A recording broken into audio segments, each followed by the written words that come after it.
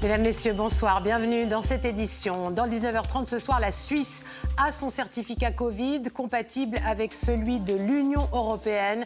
D'ici fin juin, les vaccinés, testés ou guéris pourront goûter à un peu plus de liberté. Un certificat Covid, un espoir de reprise pour l'aviation. L'aéroport de Genève subit la crise de plein fouet et les annonces de restructuration de Suisse hier sont un nouveau coup dur. Vous verrez aussi que selon le sondage SSR, les 5 textes soumis au vote des Suisses le 13 juin seraient acceptés. Oui à la loi Covid, oui à la loi sur le CO2, oui à la loi sur le terrorisme et oui aussi, mais plus petit, pour les 2 initiatives sur les pesticides. On verra pourquoi avec Esther Mamarbachi. La patrouille des glaciers et l'armée en plein divorce. L'association de soutien de la course suspend sa collaboration avec le département de la Défense à moins d'1 année de la prochaine édition. Et puis en fin de journal, vous verrez que le site des arènes d'Avenches a besoin d'être rénové. Des travaux immenses pour 2000 ans d'histoire. Les Suisses auront donc un certificat Covid d'ici fin juin, valable dans l'Union européenne. De quoi voyager plus facilement. Les vaccinés, guéris du Covid et les personnes testées auront leur passe pour plus de liberté. Romain Boisset, Pascal Jeannera. La confusion était à craindre. Un festival de formes et plateformes différentes et concurrentes de certificats vaccinaux Covid. Au final, c'est bien une solution publique et unique qui a été retenue, celle de l'Office fédéral de l'informatique. Face aux derniers autres concurrents en lice, les groupes privés SIGPA et ELCA, l'accès au code source, soit la transparence sur les codes même du logiciel, a été déterminant. C'est un des points importants, en effet, l'ouverture du code source à ma connaissance. Et voilà, la décision a été prise en fonction des exigences techniques. Les 2 entreprises avancées de la course prennent acte et précisent. Nous comprenons les motivations et les contraintes qui ont mené au choix d'adopter ce format qui se calque sur celui de l'Union européenne. Open source, pas un prérequis pour participer au passeport européen selon Bruxelles, mais une pratique privilégiée par l'UE tout de même pour la mise en œuvre de son Green Pass. Excite les privés donc et rebonjour médecins et pharmaciens. Leur système avait été recalé, ils avaient passé outre et annoncé le lancement de leur propre plateforme. Eh bien celle-ci sera intégrée au certificat fédéral unique. On continue à la développer parce que, comme je vous dis, les éléments sont là, on les met ensemble et puis il y aura des ajustements à faire si on fait cette solution commune qu'on essaye d'obtenir ensemble. Pharma Suisse et la FMH travaillent avec nous, sont nos partenaires. Leur solution de saisie des données est une solution partielle qui pourra être connectée au système du certificat. Mais le certificat sera un certificat fédéral, national. 1er juillet, on pourra partir en vacances avec certificat, vous nous l'assurez? On part de ce principe-là et on espère effectivement qu'on pourra tous en bénéficier, au moins pour les voyages. Au moins pour les voyages, pour les autres loisirs, trop tôt pour le dire, mais de certificat Covid en Suisse, il n'y en aura qu'un, reconnu au niveau international. Le dépistage reste utile pour réduire le nombre de cas de Covid. Les Grisons ont fait l'expérience de tests massifs dans les écoles et les entreprises. Le constat, au moins 20% d'infections en moins, tous secteurs confondus. Le canton de Fribourg lance des tests à large échelle pour les élèves en fin d'études. Nicolas Baird, Anna Schlepfer. La journée à peine entamée et déjà les premiers tests en boîte pour ces collégiens fribourgeois. Durant le mois de mai, 1500 élèves du canton pourront, une fois par semaine, se prêter à un test salivaire sur base volontaire. Cette semaine, près de la moitié d'entre eux ont tenté l'expérience. Oui, j'ai participé au test et puis je l'ai mis ce matin dans la petite boîte. Pour les autres examens, les autres sessions d'examen, on n'a pas eu ces tests massifs avant, enfin, tests de masse. Puis je ne comprenais pas vraiment pourquoi tout à coup, est-ce qu'on doit faire des tests de masse pendant 4 semaines à la suite comme ça. Repérer les élèves asymptomatiques et éviter une flambée à l'aube des examens de maturité, c'est le but de cette salve de tests proposée uniquement aux classes de terminale du secondaire 2. Actuellement, lorsque dans une classe, il y a 2 élèves positifs, c'est toute la classe qui est en quarantaine. Avec le système des tests de masse, ce ne sont que les personnes qui sont positives qui sont en quarantaine. Minimiser les risques de quarantaine pour maximiser les chances de participer à des examens sous haute surveillance sanitaire, classes réduites, bureaux attribués ou encore sessions extraordinaires de rattrapage en août, des épreuves en présentiel plébiscitées après leur annulation l'an dernier.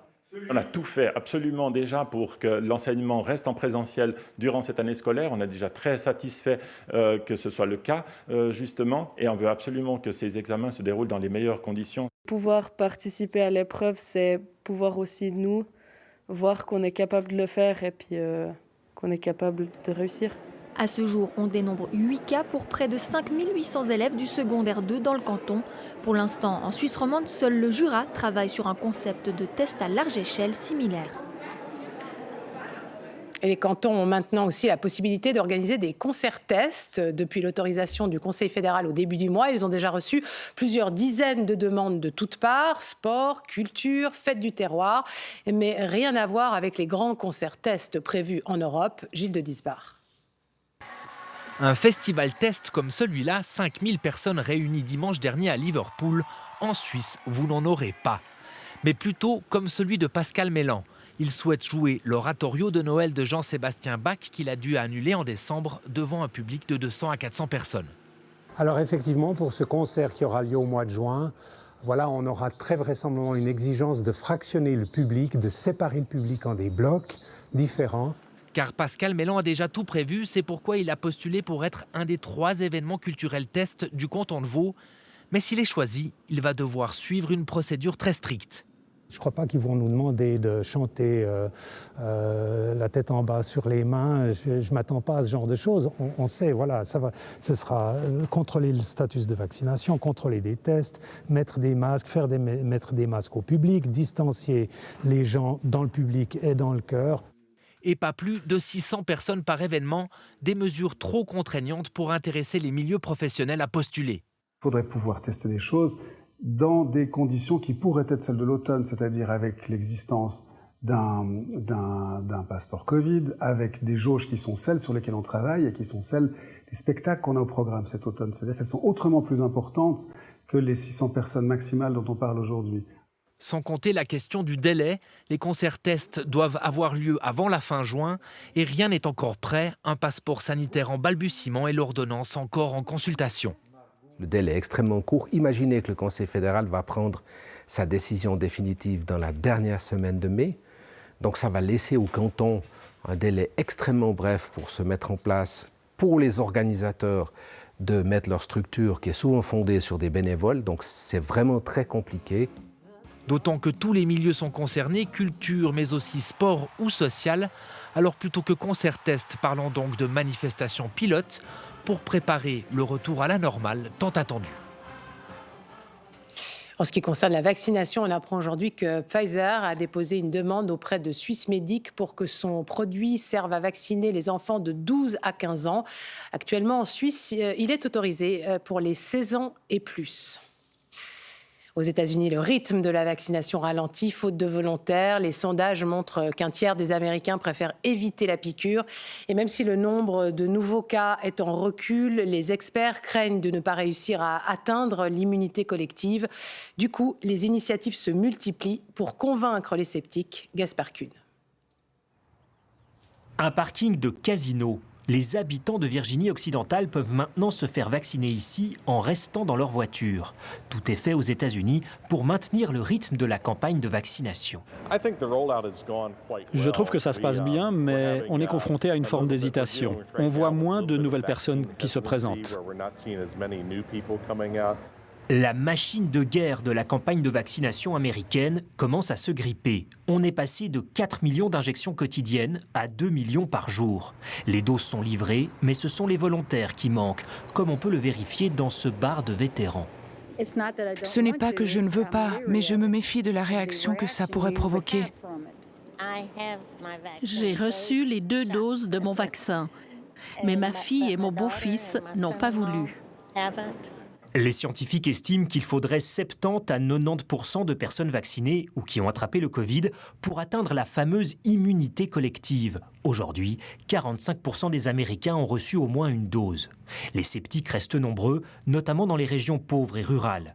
Cet expert ne cache pas son inquiétude. Le risque, c'est qu'on va continuer à avoir cette pandémie aux États-Unis. Le but de l'immunité collective, c'est de stopper la transmission, pour laisser le Covid-19 derrière nous. À Washington, les pharmacies font de la pub pour le vaccin et des volontaires se mobilisent pour convaincre les indécis.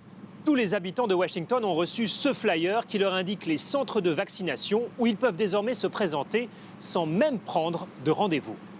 Des entreprises participent aussi à l'effort, comme ce fast-food. Il suffit d'y présenter son certificat de vaccination pour recevoir une portion de frites gratuite. C'est terrible de voir tous ces restaurants qui ferment. Si tout le monde se fait vacciner, alors on aura l'immunité collective et on pourra revenir à la normale. Le patron donne aussi $100 à ses employés qui se font vacciner, mais une partie d'entre eux refuse. L'immunité collective n'est pas encore au menu aux États-Unis. L'aide suisse est arrivée en Inde avec notamment des respirateurs et des concentrateurs d'oxygène pour un montant total d'environ 3 millions de francs. La Confédération se mobilise pour venir en aide à l'Inde où la situation épidémiologique est catastrophique. On part au Brésil maintenant, une opération antidrogue la plus meurtrière de toute l'histoire de Rio. 25 personnes ont été tuées dans une favela. La police a démantelé un gang très violent devant des habitants choqués par la brutalité de l'intervention. L'ONU demande une investigation indépendante. Marc Gelmi. Scène de guerre au cœur de la favela du Jacarazinho, dans le nord de Rio de Janeiro. Hier matin, les forces d'élite de la police ont investi le quartier, transformant ces rues en champ de bataille. L'opération antidrogue devait permettre de mettre fin à l'impunité dont se prévalent les trafiquants. Elle se conclut par un bilan sanglant, un policier exécuté, 24 habitants de la favela tués par balle. Je peux vous confirmer qu'un officier a été froidement exécuté par les trafiquants. Les autres décès sont intervenus alors que les criminels prenaient les forces de l'ordre pour cible avant d'être neutralisés. C'est aussi simple que cela. Ce n'est pas la vie des gens du quartier. Tirs à balles réelles, cadavres dans les rues, logements saccagés, violence, intimidation. Les habitants crient aujourd'hui leur colère en dénonçant principalement les brutalités des forces de l'ordre. C'est pas juste, ils ont tué mon ami. Je demande justice. Je demande justice. Si la police assure avoir respecté ses protocoles d'intervention, l'opération aboutit, comme lors des précédents assauts en zone habitée, à un bain de sang. Un prix lourd à payer pour les habitants du quartier, durement frappés hier. Les trafiquants, de leur côté, sont déjà de retour au cœur de la favela. Retour en Suisse où au lendemain des annonces de restructuration chez Suisse, à l'aéroport de Genève, on s'inquiète. Suisse prévoit de supprimer 20% de ses emplois et 15% de sa flotte aérienne. Un aéroport déjà sous pression face à la question climatique. Valérie Gillot, Julien Schiffel. La nouvelle résonne encore. Suisse pourrait supprimer 1700 emplois et vendre 15 avions. L'entreprise ne s'attend pas à une forte reprise ces prochaines années. Nous avons des signes très clairs que le marché change de manière structurelle. Moins de voyages de loisirs, moins de voyages professionnels. Au total, la demande baisse de 20%. Mauvais pour l'aéroport de Genève, mais une opportunité pour les Verts. Ils veulent réduire le nombre de vols et avancent ce chiffre. Pour atteindre les objectifs climatiques de 2030, il faudrait réduire le nombre de passagers au départ de Genève de 18 millions en 2019 à quelque part entre 3,2 et 5,4 millions. Quand la deuxième destination de l'aéroport de Genève est Paris, ça ne fait pas sens parce que là, on aurait vraiment des possibilités de faire autrement avec le train. On doit pouvoir aussi accompagner ce secteur vers les objectifs de l'urgence climatique. En 20 ans, les émissions du trafic de l'aéroport de Genève ont doublé. Mais pour son directeur, la vision des Verts est extrémiste. C'est clair, on va probablement avoir plus du tout de croissance, peut-être même un peu un tassement. Et c'est clair que pour certaines utilisations des vols, les gens vont devoir se poser la question. Mais nous avons beaucoup de passagers chez nous, je dirais même une vaste majorité, qui sont soit des Portugais, des gens qui viennent des pays du Balkan, qui veulent aussi pouvoir voir leur famille. Et s'ils devront le faire avec d'autres moyens, c'est des voyages de 20-24 heures. Inimaginable pour les milieux économiques. L'emploi, c'est 30 000 pour l'aéroport. Mais l'emploi des organisations internationales, la place diplomatique genevoise, vous croyez qu'en comparaison internationale, il y a une concurrence qui est très forte, elle va tenir longtemps lorsqu'on expliquera aux gens qu'il leur faut prendre un train de nuit pendant 6 ou 7 heures pour pouvoir prendre ensuite un avion pour aller ailleurs? Non, voyons, soyons sérieux, d'autres places viendront et diront eh bien, écoutez, nous, on vous offre beaucoup plus de facilités, vous êtes les bienvenus. Le Conseil d'État genevois a fixé un cadre à l'aéroport. D'ici 2030, moins 60% des émissions CO2 du trafic aérien causé par les résidents genevois. Mais cela ne passerait pas par une baisse drastique du nombre de passagers, mais par des compensations financières. des certificats carbone. Les 5 objets soumis au vote le 13 juin seraient acceptés par la population selon le premier sondage SSR publié aujourd'hui. Oui à 67% pour la loi Covid, 67% aussi de oui pour la loi sur le terrorisme et la loi CO2 serait acceptée par 60% des votants.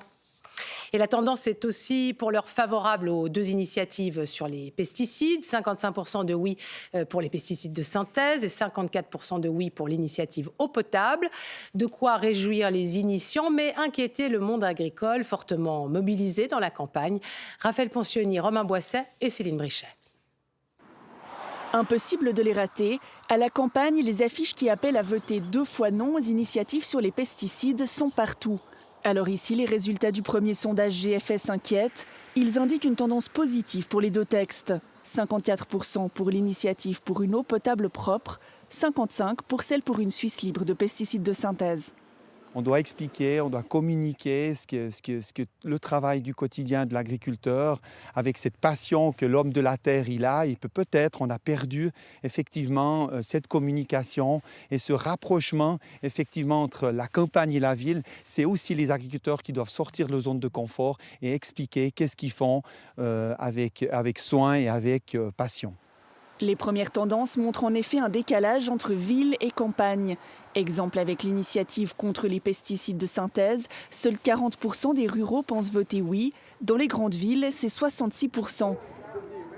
Au marché de Sion, c'est en combinaison de protection contre les produits chimiques que de jeunes militants font campagne pour le oui. L'autre clivage révélé par ce sondage est celui entre les générations. Continuez, c'est très bien comme ça. Cela peut surprendre. Pour l'initiative Eau propre, par exemple, les 18-39 ans ne sont que 46% à penser voter oui, 65% chez les plus de 65 ans.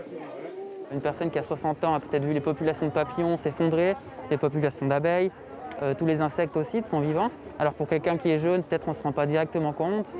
Et aussi peut-être quand on est jeune, on pense un peu moins aux conséquences sur sa santé. La campagne continue. Il reste 5 semaines avant les votations. Esther Mamabachi, les sondages prédisent un oui à ces 2 initiatives, mais rien n'est joué. Oui, effectivement, parce que 54 à 5% de oui pour une initiative, c'est assez juste pour gagner, surtout à 5 semaines de la votation, parce qu'en général, les avis favorables à une initiative s'érodent au fil de la campagne. Ça pourrait donc être difficile pour les partisans des 2 initiatives de gagner le 13 juin prochain. D'autant que les opposants frappent fort.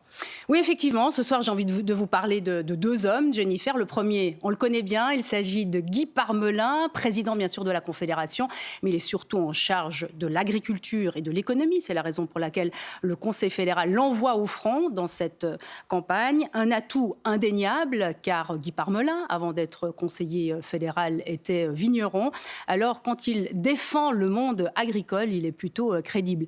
Et puis, l'autre visage de cette campagne, il est un peu moins connu. Il s'agit, en Suisse romande en tout cas, il s'agit du président de l'Union suisse des paysans, Markus Ritter, conseiller national PDC Saint-Gallois depuis une dizaine d'années. Et là aussi, c'est vraiment une personnalité de poids pour la campagne du non, car l'homme est non seulement agriculteur, mais il est agriculteur bio, de quoi souligner, sans en avoir l'air, que dans ce pays, on peut être un gentil paysan bio et dire non à ces 2 initiatives. Merci beaucoup Esther. Et puis notons que le sondage a été mené par l'Institut de recherche GFS Berne pour le compte de la SSR auprès de plus de 22 000 personnes. Il a été réalisé entre le 19 avril et le 3 mai avec une marge d'erreur de plus ou moins 2,8 points de pourcentage. Tout autre chose maintenant, le divorce entre la patrouille des glaciers et l'armée semble bel et bien consommé. L'association qui gère cette course mythique annonce qu'elle suspend sa collaboration avec le département fédéral de la Défense. Reste à savoir si l'édition 2022 aura lieu. Pascal Turner. C'est un coup de tonnerre dans le ciel valaisan, un ciel très orageux depuis novembre dernier, lorsque l'armée a pris ses distances avec la gestion financière de l'association de soutien de gestion et de promotion de la patrouille des glaciers, la SPDG. Du moment où on parle autrement que de manière positive de ces patrouilleurs et de nos montagnes et de l'effort qui est fait par tout le monde pour faire cette PDG, c'est un dégât d'image. Depuis les premières alertes, il y a presque 6 mois, un audit externe avait relativisé les soupçons d'enrichissement illégal qui touchaient la direction de l'association et le dialogue semblait renouer avec l'armée. Mais rien n'a été réglé, au contraire. C'est un conflit de personnes. Et les conflits de personnes ont ça de bon qui peuvent être résolus très simplement. On se met autour de la table, on crève l'abcès et puis on tourne la page. Malheureusement, l'association a tendu la main et cette main n'a pas été prise par le DDPS. Mais le département fédéral de la défense, de la protection de la population et des sports maintient ces accusations et tire à boulet rouge sur l'association de la patrouille des glaciers. La SPDG ne souhaite pas répondre aux exigences du DDPS en matière de transparence, de traçabilité et de contrôle des comptes. Le commandant de la division territoriale 1 a été désigné personne de contact. Le DDPS considère donc que la demande de la SPDG est satisfaite. Le gouvernement valaisan n'attendra pas les conclusions de l'enquête de son inspection des finances pour tenter de sauver la patrouille des glaciers. Aujourd'hui, j'ai contacté les partenaires, le DDPS et la SPDG, et ils ont tous répondu positivement à ce qu'on puisse se voir autour d'une table, les 3 partenaires. Je crois que c'est le moment peut-être qu'on se revoie tous ensemble. La prochaine édition devrait pouvoir se tenir comme prévu fin avril 2022. L'association se dit prête à mettre à disposition de l'armée ses droits sur la marque Patrouille des Glaciers ainsi que le matériel dont elle est propriétaire. Aujourd'hui, le canton de Neuchâtel propose un nouveau plan pour développer la région sans toucher à la péréquation financière. Grosse déception à la Chaux-de-Fonds qui, comme d'autres communes du Haut, a besoin d'argent pour déblayer la neige ou encore pour améliorer ses transports. Théo Janet. Déneigement, chauffage, entretien des routes.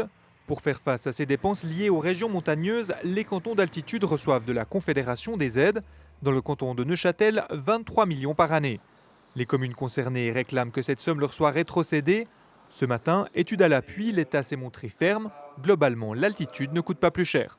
Il y a peut-être des éléments qui coûtent un peu plus, la neige, le gel, d'autres qui coûtent moins, la densité de population autour d'1 kilomètre de route ou le fait qu'on entretient peut-être un tout petit peu moins. Toujours est-il qu'il n'y a pas de dépenses supplémentaires constatées dans les comptes qui soient significatives statistiquement.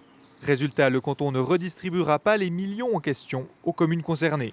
On est dans l'absurdité la plus crasse. Est-ce que le canton de Neuchâtel ne devrait pas écrire à Berne pour indiquer qu'il ne souhaite plus recevoir 23 millions pour compensation pour surcharge topographique par année parce que ces 23 millions n'ont aucun sens puisque la neige n'a pas de coût, le froid n'a pas de coût, l'altitude n'a pas de coût. L'État reconnaît toutefois les difficultés des montagnes et leur propose un plan de développement. On est dans une période où on va avoir des infrastructures massives qui vont permettre d'améliorer l'accessibilité de cette région. Il faut saisir ce rendez-vous pour créer une dynamique nouvelle dans la région et nous voulons le faire avec les autorités de la région. La ville de la Chaux-de-Fonds est entrée en difficulté financière en 2015. En 2018, le Conseil d'État parlait de plan Marshall pour les montagnes. On ne sait toujours pas ce qu'est ce plan Marshall pour les montagnes. Aujourd'hui, il nous dit « Ah, on ne va rien verser pour les compensations pour surcharge géotopographique, mais il y aura un plan de développement. » Nous ne connaissons absolument rien de ce plan de développement. Donc, quid ? Si le dialogue semble difficile entre communes d'altitude et cantons, ce dernier espère tout de même arriver à un accord pour éviter que la répartition de cette manne fédérale se joue dans les urnes. Léa Gelmini, Laurent Coutre présente son plan dans un contexte particulier puisqu'on est à 2 jours du 2e tour des élections cantonales. Oui, on l'a vu dans le sujet, cette annonce, elle fâche dans les montagnes. Et ça, ce n'est pas très bon pour le ministre sortant Laurent Coutre, qui n'a déjà pas fait un bon résultat lors du premier tour dans le haut du canton de Neuchâtel. Mais ce n'est pas le seul candidat pour qui la campagne se corse. Du côté du Vert, Robitschop, le doute a plané cette semaine quant à son soutien à un projet de contournement routier à la Chaux-de-Fonds. C'est un projet qui est très très important pour cette ville. Le candidat a dû rappeler dans l'urgence sa position. Il est en faveur de ce contournement routier, mais un tout-ménage que le PLR a distribué hier maintient la confusion. De son côté, la candidate PLR Christelle Graff est attaquée sur les réseaux sociaux par la gauche depuis qu'elle a déclaré ne pas être féministe. Elle aussi se débat maintenant depuis 2 semaines pour clarifier sa position en faveur de l'égalité. On le voit, la campagne gagne en intensité et on dirait bien que tous les coups sont permis. Merci beaucoup Léa, merci. Durant le semestre estival, la Suisse subit en moyenne 33 jours de grêle. C'est un des risques naturels majeurs, aléatoires.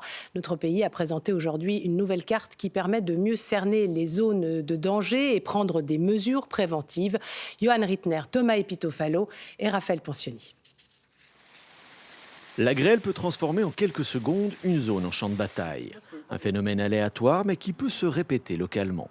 Sous mandat de l'Office fédéral de la météorologie, des experts publics, privés, ingénieurs et PF ont compilé données du terrain et radars sur 18 ans. C'est la première fois que la Suisse a une carte qui est dimensionnée, qui est déterminée en termes d'intensité de grêle et de risque de grêle. Jusqu'à une résolution de 100 mètres carrés, quelle est la période de retour, la taille des grêlons, l'intensité. En Suisse romande, la région de Berne et la chaîne du Jura sont les plus exposées, le Valais plus épargné. Une carte accessible à tous, vision des risques à long terme. Par contre, l'événement météo qui a lieu tout à l'heure, cet utilisateur, il va là suivre les alarmes de grêle de Météo Suisse en temps réel. Mais alors quel intérêt d'avoir une carte des risques à long terme pour le monde agricole, principale victime de la grêle, 65 millions de pertes par an. On sait qu'on est dans une région à grêle. Si statistiquement je peux remonter aussi en arrière et voir qu'il y a eu beaucoup plus de grêle sur cette parcelle-là, je pourrais, sur telle ou telle commune, modifier peut-être une police d'assurance ou comme ça. Il n'y a pas que les cultures menacées, véhicules et selon la taille des grêlons, bâtiments peuvent subir d'importants dégâts.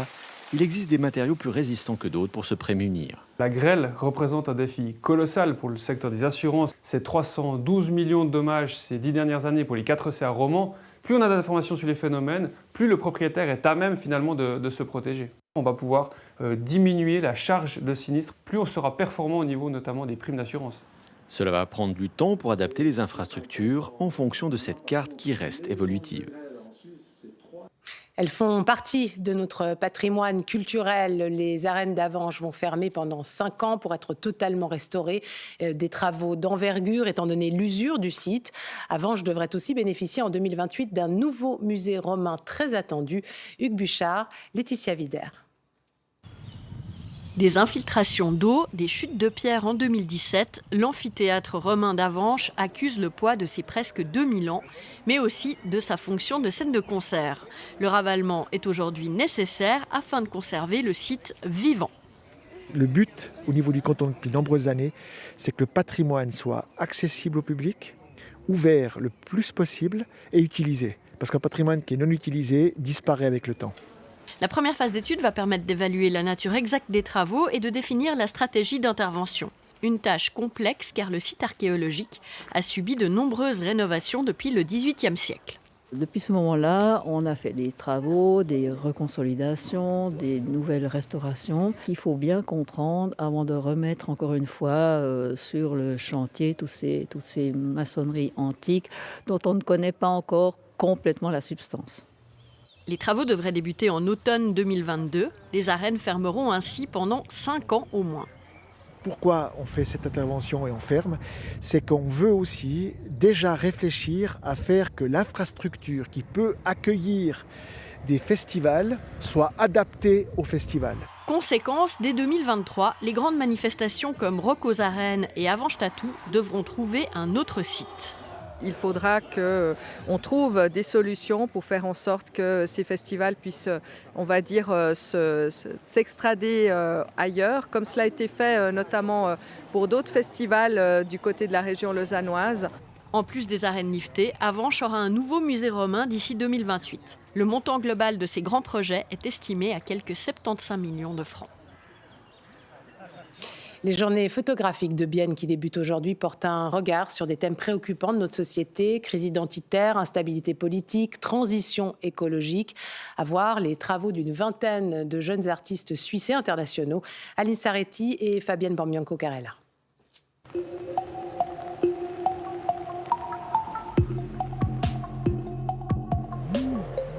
Des photos un peu partout à Bienne. Des clichés qui ne se contentent pas de faire joli. Ils interpellent sur l'équilibre précaire du monde actuel. Le festival biennois documente, témoigne et met en lumière les fractures de la société.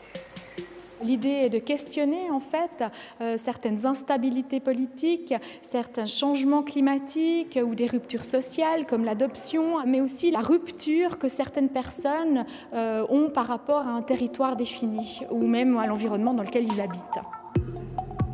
Des travaux qui s'apparentent à du documentaire avec ce carnet de voyage sur l'Iran, entre tradition et émancipation, ou comme ici à de la fiction, où des bananes deviennent des armes pour lutter contre une république bananière totalitaire. Plus proche de chez nous, un jeune artiste biennois a mené quant à lui une enquête photographique au cœur de la jeunesse de Moutier. C'est presque du reportage par moment parce que c'est vrai qu'il y a des images qui sont telles quelles, juste prises comme dans le photoreportage où il n'y a pas forcément... J'ai pas demandé aux modèles de poser de quelque manière ou même de leur dire allez là, je les ai laissés m'emmener et puis je suis plus entré dans leur sphère et j'ai capturé ce moment-là. Ouais. Une jeunesse issue de l'immigration, à l'instar de l'artiste, aux prises avec des questions liées à son identité, ses racines et sa place dans la société. On se sent souvent en rupture avec la norme, avec la société dans laquelle on évolue et on ne se permet pas parfois de se dire qu'on représente aussi cet endroit, ce lieu et qu'on est légitime en fait. Les œuvres d'une vingtaine de jeunes photographes suisses et internationaux sont exposées et disséminées dans différents endroits de Bienne jusqu'à fin mai. Et voilà, c'est la fin de ce journal. Merci beaucoup de l'avoir suivi. Tout de suite, la météo de Philippe Jeanneret. Et puis, Mathieu Fournier vous attend avec Passe-moi les jumelles. Je vous retrouve demain. Très belle soirée sur la RTS.